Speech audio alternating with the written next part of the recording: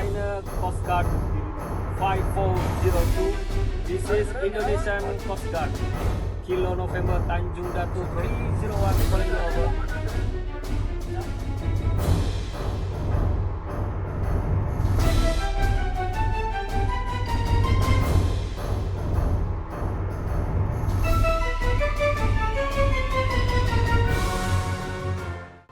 April 2026, hari Senin, hari yang sama, di satu sisi bola dunia di Washington DC, tepatnya di markas Kementerian Pertahanan Amerika Serikat yang dikenal sebagai Pentagon, Menteri Pertahanan Indonesia Jafris Jamsoedin baru saja menandatangani kemitraan pertahanan besar dengan AS, namanya Major Defense Cooperation Partnership.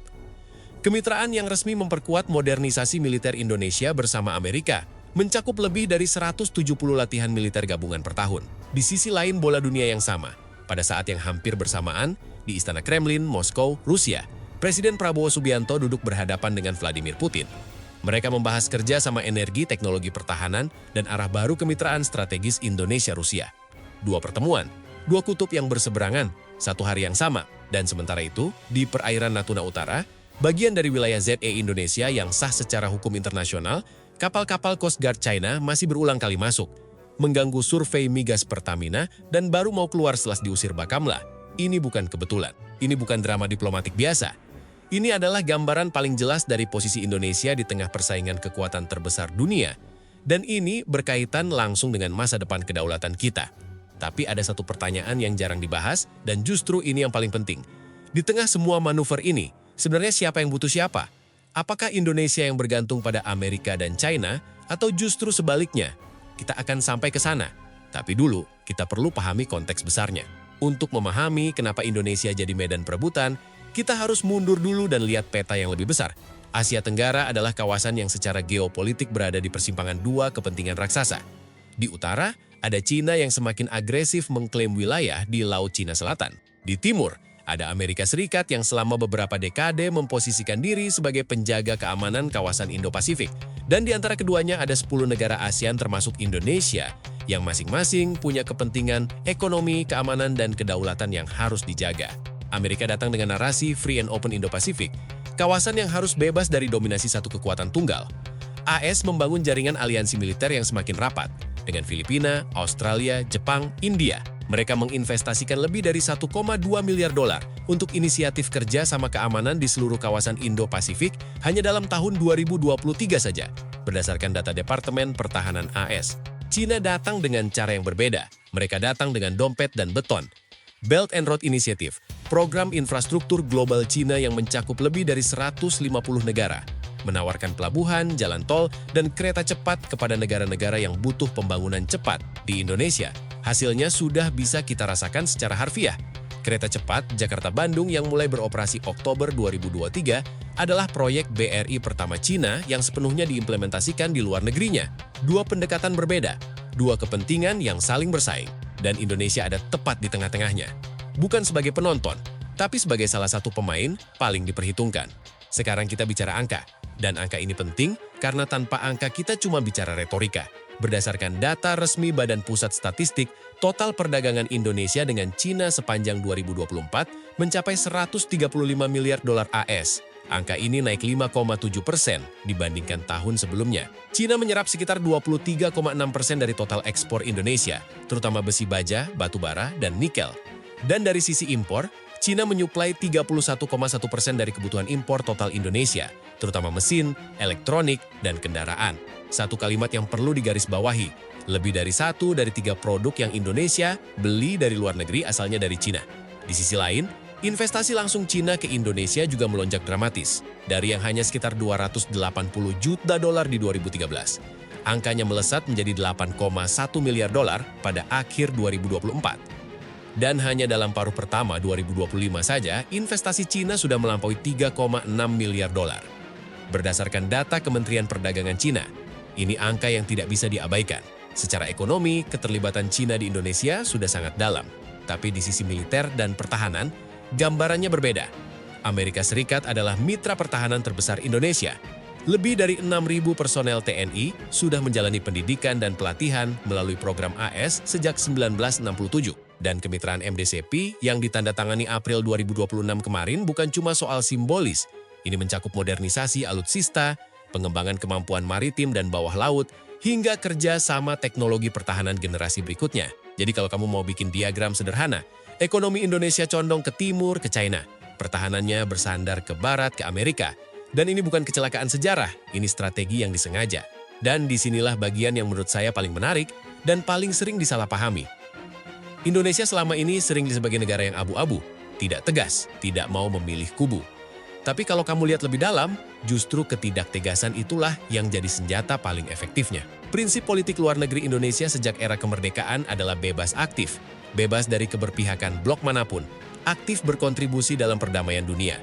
Konsep ini dirumuskan Hatta dan Soekarno bukan karena Indonesia lemah dan tidak punya pilihan, tapi karena Indonesia sadar bahwa di dunia yang terpolarisasi, negara yang tidak terikat kubu manapun justru punya ruang gerak yang paling luas.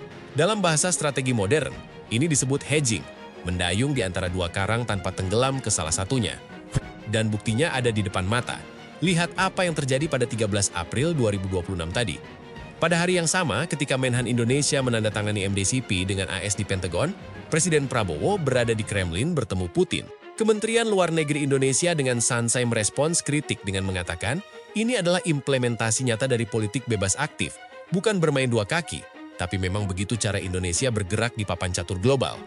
Pembanding paling jelas, lihat Filipina. Manila mempererat aliansi militernya dengan AS, membuka lebih banyak pangkalan militer bagi pasukan Amerika, dan langsung mendapat tekanan keras dari Beijing di Laut China Selatan Barat. Atau lihat Kamboja, yang terlalu dalam di orbit Cina hingga kehilangan kepercayaan dari negara-negara barat dan kini dibayang-bayangi ketergantungan ekonomi yang semakin berat. Indonesia mengamati ini semua dan cara sadar memilih untuk tidak terjebak di salah satu lubang itu. Tapi ceritanya tidak sesederhana itu, karena ada satu langkah yang membuat situasinya jauh lebih kompleks. Januari 2025, Indonesia resmi bergabung sebagai anggota penuh BRICS, blok ekonomi yang didirikan Brasil, Rusia, India, China, dan Afrika Selatan, dan yang secara umum dipandang oleh negara-negara barat sebagai koalisi yang menantang tatanan ekonomi global pimpinan barat. Pemerintah Indonesia bergeming. Ini sesuai dengan prinsip bebas aktif. Ini soal memperluas kerja sama ekonomi, bukan soal memihak blok politik. Menteri Luar Negeri Sugiono menyatakan bahwa bergabungnya Indonesia ke BRICS justru bukti bahwa kiprah Indonesia semakin diakui dunia. Tapi para analis punya pandangan yang lebih bernuansa. Pakar hubungan internasional dari Universitas Indonesia, Radityo Dharma Putra, menyebut bahwa BRICS bukan hanya blok ekonomi. Ini juga blok geopolitik. Dan di mata barat, Indonesia yang bergabung BRICS bisa dibaca sebagai pergeseran arah. Apalagi Trump pernah mengancam tarif 100% bagi negara-negara BRICS yang mendukung perdagangan non-dolar. Ancaman yang sangat serius mengingat Indonesia selama ini menikmati surplus perdagangan dengan Amerika. Manuvernya cerdik, tapi risikonya nyata. Dan ini yang bikin posisi Indonesia semakin tidak mudah dibaca dari luar. Kita tidak bisa bicara soal Indonesia di tengah persaingan AS-China tanpa bicara soal Natuna. Karena Natuna adalah ujian paling konkret dari semua teori bebas aktif yang kita diskusikan. Laut Natuna Utara adalah bagian dari zona ekonomi eksklusif Indonesia yang diakui oleh hukum internasional, termasuk UNCLOS. Tapi Cina mengklaim sebagian besar Laut Cina Selatan, termasuk wilayah yang tumpang tindih dengan ZE Indonesia, berdasarkan 9 Dash Line atau 9 garis putus-putus yang tidak diakui oleh Tribunal Internasional. Dan sepanjang Oktober 2024, situasinya memanas. Kapal Coast Guard China 5402 masuk ke perairan ZE Indonesia 3 kali dalam 1 minggu, mengganggu survei eksplorasi migas yang dilakukan oleh Pertamina. Bakamla RI harus mengusirnya 3 kali. Kemudian pada November 2024, setelah ada joint statement antara Indonesia dan China soal klaim tumpang tindih maritim, kapal China kembali masuk lagi. Dan sepanjang Mei hingga September 2025, menurut laporan yang dipantau Indonesia Ocean Justice Initiative, kapal riset China Nanfeng beserta armada Coast Guard Beijing kembali berulang kali beroperasi di kawasan yang sama. Indonesia merespons dengan cara khasnya, diplomasi diam-diam tanpa megafon sambil tetap mengusir kapal secara fisik di lapangan. Tidak ada konfrontasi terbuka, tidak ada pernyataan perang diplomatik yang keras, tapi tidak ada juga toleransi terhadap pelanggaran. Yang menarik, Indonesia juga bergerak di sisi militer. Parlemen Italia pada April 2026 resmi mengesahkan hibah kapal induk Giuseppe Garibaldi kepada TNI AL, kapal induk pertama Indonesia yang diharapkan tiba sebelum HUT TNI Oktober 2026. Ini bukan kebetulan datang di tengah tekanan Cina yang terus meningkat di Natuna. Oke, sekarang kita sampai di pertanyaan yang saya janjikan tadi. Siapa yang sebenarnya butuh siapa? Selama ini, narasi yang beredar adalah Indonesia perlu memilih antara AS atau China, karena Indonesia butuh keduanya. Butuh investasi China, butuh payung keamanan Amerika. Dan itu memang benar sampai titik tertentu. Tapi ada dimensi lain yang sering dilupakan. Selat Malaka, perairan yang secara geografis dikontrol oleh Indonesia dan Malaysia, adalah salah satu jalur pelayaran tersibuk di dunia. Berdasarkan data yang dikonfirmasi berbagai sumber riset, sekitar 22% perdagangan maritim global melewati selat ini, termasuk aliran minyak dan gas yang krusial bagi Cina sendiri. Tanpa Indonesia yang stabil, kooperatif, dan tidak memusuhi salah satu pihak, rantai pasokan global bisa terganggu. Indonesia adalah penerima investasi BRI terbesar di ASEAN, yang artinya Cina punya kepentingan besar agar Indonesia tetap menjadi mitra yang bisa diandalkan, bukan musuh yang menutup pintu. Di sisi lain, bagi Amerika, Indonesia dengan populasi 280 juta jiwa dan angkatan bersenjata terbesar di ASEAN adalah mitra yang, kalau berhasil didekatkan, sangat menggeser keseimbangan Indo-Pasifik ke arah yang menguntungkan Washington. Itu kenapa AS mau menginvestasikan begitu banyak dalam pendidikan militer, latihan gabungan, dan kini kemitraan MDCP formal. Jadi ini bukan Indonesia yang bergantung pada dua raksasa. Ini dua raksasa yang sama-sama membutuhkan Indonesia, dan Indonesia sadar betul soal itu. Yang berubah di era Prabowo dibanding era sebelumnya adalah intensitas dan keberanian manuver.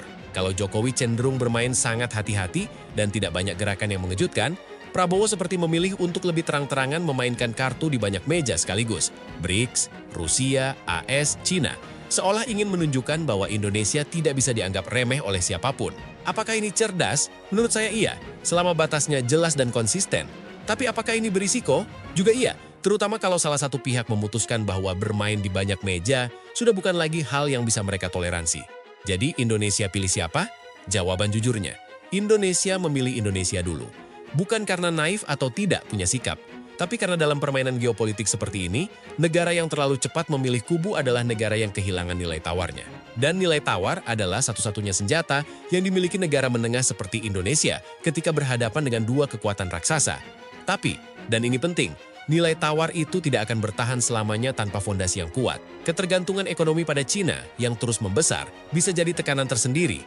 Utang luar negeri Indonesia ke Cina yang menurut data per September 2024 sudah mencapai 21,1,4 miliar dolar, naik dari hanya 6,8,8 miliar dolar di 2014, adalah angka yang perlu diperhatikan serius. Dan di Natuna, ancaman itu bukan abstrak, kapal-kapal itu nyata. Gangguan terhadap survei Pertamina itu nyata.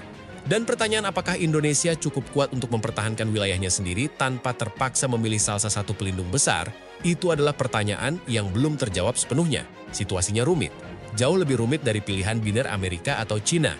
Dan justru karena itulah topik ini penting untuk terus kita ikuti. Di video berikutnya, saya akan khusus membahas Laut Natuna Utara, konfliknya, hukum internasionalnya, dan kenapa Cina terus kembali meskipun sudah diusir berkali-kali.